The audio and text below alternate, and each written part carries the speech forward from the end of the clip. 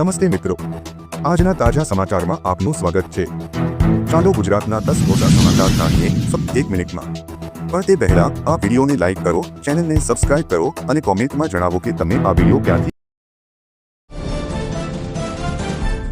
મોંઘવારીથી લોકો હેરાન પરેશાન। ચોમાસાની શરૂઆત થતાં જ શાકબજારમાં ગરમાવો આવ્યો છે। છેલ્લા 3-4 દિવસથી તો શાકભાજીના ભાવો આસમાને પહોંચ્યા છે। એકમાત્ર ખાટા ગણાતા લીંબુના ભાવો ઘટ્યા છે, પરંતુ ગુવાર તો 200ના આંકડાને પાર કરી ગયો છે। ચોળા, ભીંડા અને આદુ, હળદરના ભાવ પણ આસમાને પહોંચ્યા છે। એક તરફ ચોમાસાના કારણે શાકભાજીની આવકમાં ઘટાડો થયો છે, જ્યારે બીજી તરફ ગામડામાંથી પણ શાકભાજી ઓછા આવતા હોવાથી ઊંચા ભાવો કારણભૂત બન્યા છે।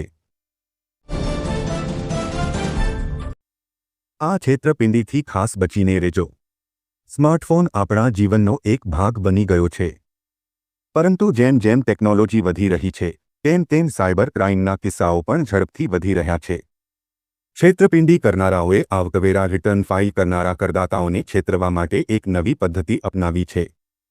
આવકવેરા વિભાગના નામે લોકોને સંદેશા મોકલીને છેતરપિંડીની એક નવી સિસ્ટમ બનાવવામાં આવી રહી છે। રાજ્યમાં ભારેથી અતિભારે વરસાદની આગાહી। ગુજરાતમાં છેલ્લા 2 દિવસથી બંધ રહેલો વરસાદ ફરી શરૂ થવાની આગાહી કરવામાં આવી છે। આજે રાજ્યમાં ભારે પવન અને ગાજવીજ સાથે ધોધમાર વરસાદની આગાહી કરવામાં આવી છે। રાજ્યમાં આવતીકાલથી વરસાદનું જોર વધી શકે છે। હવામાન વિભાગની આગાહી પ્રમાણે સાયક્લોનિક સર્ક્યુલેશન અને ટ્રકના કારણે ભારે વરસાદ રહેશે। 10 થી 15 જુલાઈ રાજ્યમાં ભારે વરસાદની શક્યતાઓ છે।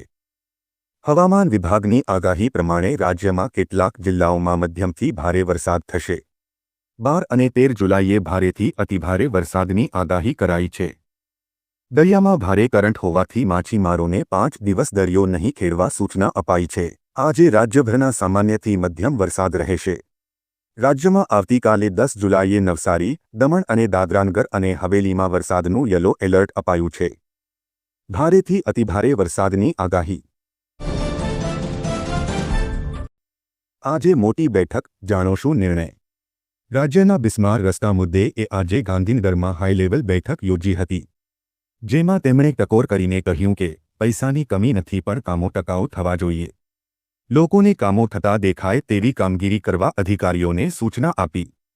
મુખ્યમંત્રી ભૂપેન્દ્ર પટેલે રાજ્યમાં ચોમાસા દરમિયાન ભારે વરસાદથી હાઈવે અને ગ્રામીણ તથા શહેરી માર્ગોને જ્યાં નુકસાન થયેલું છે ત્યાં યુદ્ધના ધોરણે રિપેર કરીને રસ્તાઓ પુનઃ પૂર્વવત બનાવવા તાકીદ કરી છે। રાજ્યના બિસ્માર રસ્તા મુદ્દે સીએમએ આજે ગાંધીનગરમાં હાઈ લેવલ બેઠક યોજી હતી, જેમાં તેમણે ટકોર કરીને કહ્યું કે પૈસાની કમી નથી, પણ કામો ટકાઉ થવા જોઈએ। લોકોને કામો થતા દેખાય તેવી કામગીરી કરવા અધિકારીઓને સૂચના આપી। મુખ્યમંત્રી ભૂપેન્દ્ર પટેલે રાજ્યમાં ચોમાસા દરમિયાન ભારે વરસાદથી હાઈવે અને ગ્રામીણ તથા શહેરી માર્ગોને જ્યાં નુકસાન થયેલું છે ત્યાં યુદ્ધના ધોરણે રિપેર કરીને રસ્તાઓ પુનઃ પૂર્વવત બનાવવા તાકીદ કરી છે। મહિલાઓની મફત બસ મુસાફરી બંધ। દિલ્હીમાં ભારતીય જનતા પાર્ટીની સરકારે મહિલાઓ માટે મફત બસ મુસાફરી બંધ કરી છે। આ સાથે મહિલાઓને મુસાફરી કરવા માટે નવી સિસ્ટમ લાવી છે। હવે દિલ્હીની મહિલાઓએ મફત બસ મુસાફરી માટે લાયક બનવા માટે અરજી કરવાની અને સ્માર્ટ સરેલી કાર્ડ મેળવવાની અને દસ્તાવેજોની લાંબી સૂચિ પ્રદાન કરવાની જરૂર પડશે। પશુપાલકો માટે ખુશખબરી। પશુપાલકો માટે સારા સમાચાર છે। સાબરકાંઠાની સાબર ડેરી દ્વારા પશુપાલકોને ભાવ વધારો ચૂકવવાની જાહેરાત કરવામાં આવી છે અને આ ભાવ વધારો 2 દિવસમાં જ ચૂકવી દેવામાં આવશે। સરકાર દ્વારા ભાવ વધારો ચૂકવવા પરિપત્ર કરવામાં આવ્યો છે, જેમાં જણાવવામાં આવ્યું છે કે ઓડિટ બાકી હોય તો પણ ભાવ વધારો ચૂકવવામાં આવશે। જણાવી દઈએ કે છેલ્લા 1 મહિનાથી પશુપાલકો દૂધમાં ભાવ વધારાની રાહ જોઈ રહ્યા છે। વિદ્યાર્થીઓ માટે 2 નવી યોજના। ગુજરાત સરકાર દ્વારા 2024માં નમો લક્ષ્મી યોજના શરૂ કરવામાં આવી છે। આ યોજના દ્વારા શાળામાં અભ્યાસ કરતી કન્યા વિદ્યાર્થીઓને શિક્ષણ માટે આર્થિક સહાય પૂરી પાડવામાં આવશે। આ યોજના હેઠળ આર્થિક રીતે નબળા મધ્યમ વર્ગની વિદ્યાર્થીનીઓને આ યોજનાનો લાભ મળશે। આ યોજના હેઠળ દર વર્ષે ધોરણ 9 થી ધોરણ 12 સુધીની વિદ્યાર્થીનીઓને શિષ્યવૃત્તિ દ્વારા નાણાકીય સહાય આપવામાં આવશે। ધોરણ 9 અને 10માં અભ્યાસ કરતી વિદ્યાર્થિનીઓને ₹10,000ની શિષ્યવૃત્તિ આપવામાં આવશે અને ધોરણ 11માં અને 12મા ધોરણમાં ભણતી વિદ્યાર્થિનીઓને ₹15,000ની શિષ્યવૃત્તિ આપવામાં આવશે। ધોરણ 9થી 12માં અભ્યાસ કરતી વિદ્યાર્થિનીઓને કુલ ₹50,000ની શિષ્યવૃત્તિ મળશે। શું પીએમ કિસાન યોજનાનો 20મો હપ્તો 18 જુલાઈએ જાહેર થઈ શકે છે? દેશભરમાં ચાલી રહેલી વિવિધ યોજનાઓ દ્વારા જરૂરિયાતમંદ અને ગરીબ વર્ગને લાભ આપવાનું કામ કરવામાં આવે છે। આ ક્રમમાં સરકાર એવા ખેડૂતોને પણ મદદ કરે છે જેઓ આર્થિક રીતે નબળા છે અને જેમને ખેતી કરવા માટે નાણાકીય મદદની જરૂર છે। આ માટે ભારત સરકાર પ્રધાનમંત્રી કિસાન સન્માન નિધિ યોજના ચલાવે છે। આ યોજનાનો લાભ ફક્ત ખેડૂતોને જ આપવામાં આવે છે, જે હેઠળ તેમને વાર્ષિક ₹6,000 આપવાની જોગવાઈ છે। તે જ સમયે આ પૈસા 2 થી 2,000 રૂપિયાના 3 હપ્તામાં આપવામાં આવે છે। આવી સ્થિતિમાં અત્યાર સુધી આ રકમ કુલ 19 વખત ખેડૂતોના બેંક ખાતામાં ટ્રાન્સફર કરવામાં આવી છે અને હવે 20મા હપ્તાનો વારો છે, જેના વિશે હવે ચર્ચા થઈ રહી છે કે આ હપ્તો 18 જુલાઈએ જાહેર થઈ શકે છે। શું 18 જુલાઈએ હપ્તો જાહેર થઈ શકે છે? ઘણા મીડિયા અહેવાલોમાં એવી જોરદાર ચર્ચા છે કે વડાપ્રધાન નરેન્દ્ર મોદી 18 જુલાઈએ 20મો હપ્તો જાહેર કરી શકે છે। જો કે આવી જાહેરાત હજુ સુધી સત્તાવાર રીતે કરવામાં આવી નથી।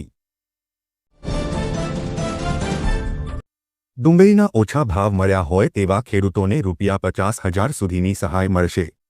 રાજ્યની કોઈપણ એક PMCમાં તારીખ 1 એપ્રિલ 1925થી તારીખ 31 મે 1925ના સમયગાળામાં પોતાના ખેતરમાંથી ઉત્પાદિત ડુંગળીનું વેચાણ PMCમાં કર્યું હોય અને તેવા ખેડૂતોને ગત વર્ષની સરખામણીમાં એપ્રિલ 2025 અને મે 2025 દરમિયાન બજારમાં ડુંગળીના ભાવ ઓછા મળ્યા હોય તો તેવા ખેડૂતોને રાજ્ય સરકાર દ્વારા આર્થિક સહાય પૂરી પાડવામાં આવશે।